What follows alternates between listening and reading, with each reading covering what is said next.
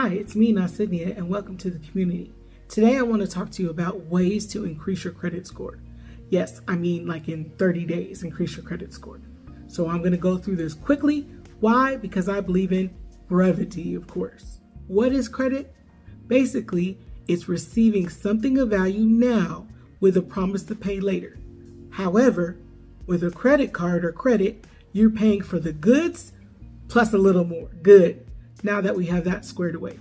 One way to increase your credit score is to simply limit the amount of hard inquiries. So if you don't need to apply for credit, don't. Some people like to apply for every credit offer they get. Don't do that because those hard inquiries decrease your score. They'll go up again eventually, but it might take a while. For example, we went to buy a car and my husband's credit was ran and my credit was ran, and his went down 20 points, mine went down 30 points. I thought that when the other loan was paid off, it would help me. It hasn't helped me. It hasn't. It's barely gone up maybe 15 points since then, and it's been a year. So you need to be very careful when you allow your credit to be ran. It needs to be a must do, right? Not a may do, a must do, okay? Another thing you can do simply is to ask for a credit limit increase. The more credit you have available, it changes the percentage of credit you owe on your cards. Remember, we want to get to that magical, you want to keep your overall debt, the amount you've used, 30% or less. But here's another thing they don't tell you. You also do not want to carry a balance on more than 3 credit lines at a time.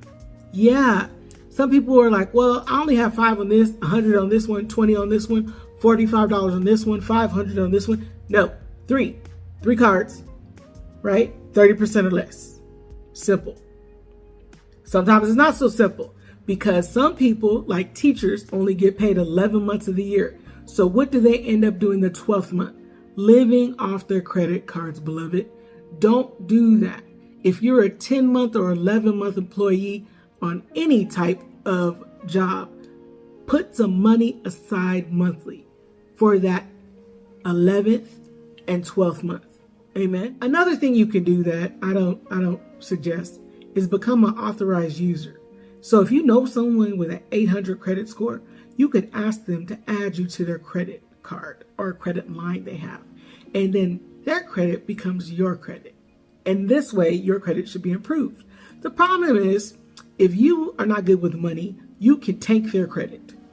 And you probably won't be friends anymore after that.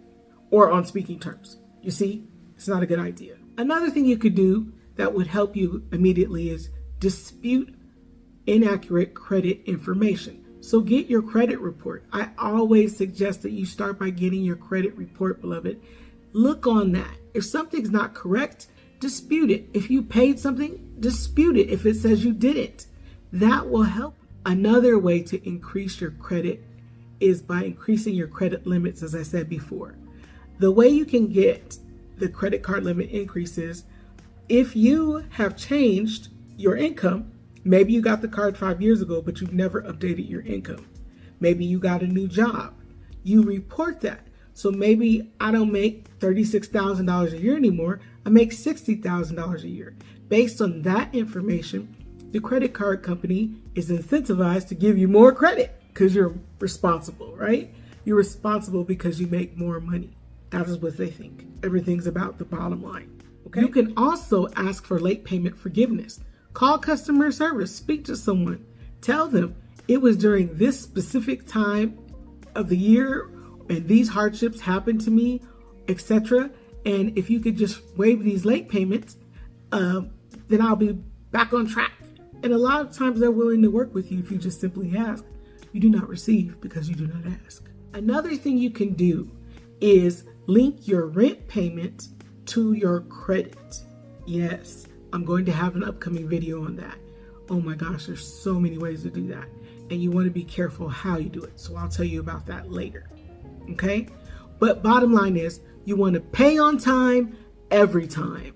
That should be your mantra. And if you don't got a large sum, you better pay the minimum on time every time so we can avoid this again, right? As always, thank you for watching. Please do like and subscribe and comment. I do love reading your comments and I will answer you. As always, God bless you and God bless you.